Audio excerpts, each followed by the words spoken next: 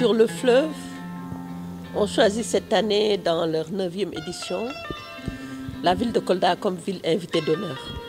Être une ville invitée d'honneur aux rencontres, c'est d'abord recevoir la cérémonie de lancement officielle, mais également participer au festival du mois de décembre.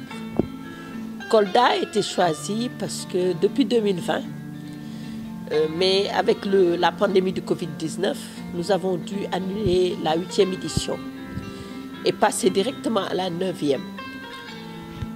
Parce qu'on a estimé qu'il ne fallait pas perdre de temps sur les questions environnementales. Parce que le thème général aujourd'hui, c'est écologie et transmission. C'est une ville que je ne connaissais pas.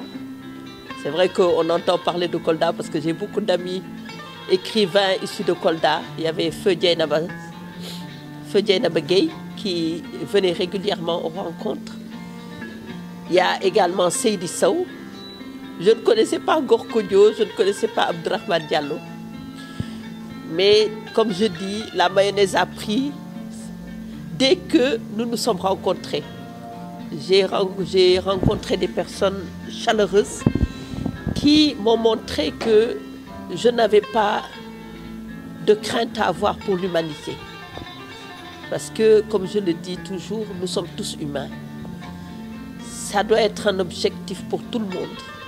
Parce qu'être humain, c'est partager, c'est échanger, c'est vivre ce qu'il y a de mieux en nous, le cœur. Et derrière le cœur, il y a la générosité. Les rencontres répondent à cet impératif généreux. Aller vers l'autre, apprendre de l'autre et surtout, aller avec l'autre, ensemble. Créer des passerelles entre chaque humain. Ces passerelles peuvent demain créer quelque chose de nouveau. Les rencontres ont permis en 16 ans à beaucoup d'artistes, de jeunes artistes, rencontrés au départ, qui étaient jeunes, la vingtaine, à devenir des professionnels. C'est-à-dire, par la transmission de leurs aînés, par le soutien de leurs aînés, ils ont réussi à aller de l'avant. Le thème, pour moi, est très important. L'écologie, souvent, on a tendance à penser qu'en Afrique, nous n'avons pas d'histoire. Et nous n'avons pas de solution par rapport aux questions existentielles, alors que ces solutions ont toujours été là. Ces solutions, nous les avons juste oubliées. Et par la transmission, il est très important de pouvoir connaître d'abord ces solutions qui existent depuis toujours, mais essayer de les adapter au monde d'aujourd'hui.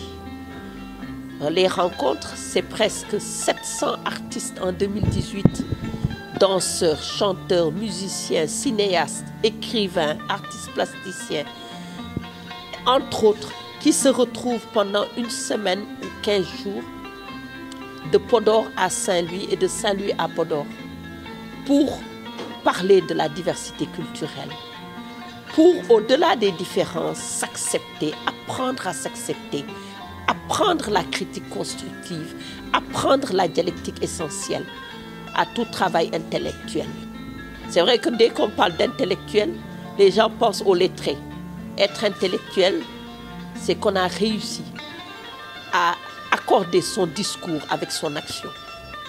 Et les rencontres regroupent tous ces intellectuels, aussi bien en langue française qu'en langue arabe, qu'en langue nationale, surtout nationale.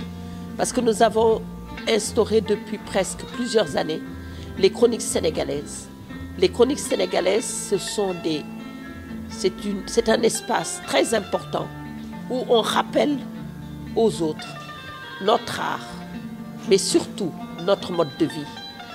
Que ce soit par le conte, que ce soit par les tresses, que ce soit par le maquillage, par le tatouage. Donc tous ces bienfaits que, en fait, les anciens utilisaient et qui permettaient aux sociétés que nous sommes, communautaires par essence, d'aller de l'avant. Je pense qu'il faut toujours éviter d'oublier. L'oubli est une catastrophe pour une société. Et pire que l'oubli, essayer de coller à nos réalités des réalités qui ne nous appartiennent pas. C'est le combat des rencontres sur le fleuve depuis 16 ans. Je suis venue à Kolda, je suis arrivée il y a 2 jours.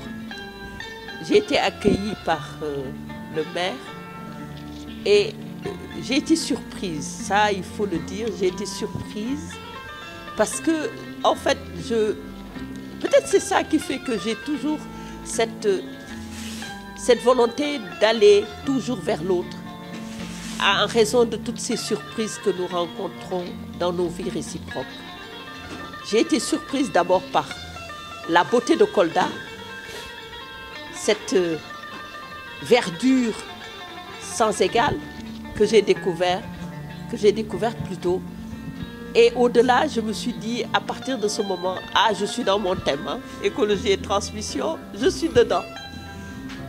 Mais aussi, j'ai vu la population de Kolda, cet accueil unique qui m'a été permis, parce que je dis permis, parce que peut-être qu'on m'a autorisé à avoir cette chance de rencontrer des gens qui sont authentiques. L'authenticité est quelque chose de fondamental.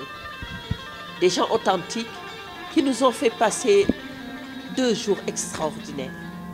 Entre hier et aujourd'hui, j'ai écouté la musique, je me suis rassasiée de cette musique.